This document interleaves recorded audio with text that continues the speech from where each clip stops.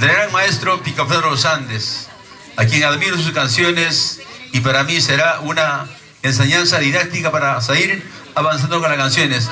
Un aplauso para él, para Picaflor de los Andes. Aquí está la canción que me gusta cantar, esta que dice El Guaitapayana.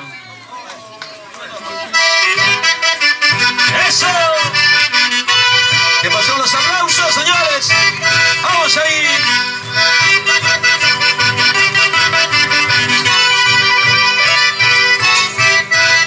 ¡Qué bonito!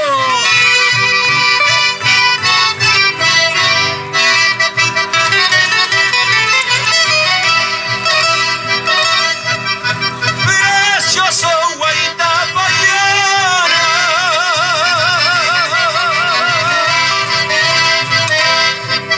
guardián de mi valle hermoso.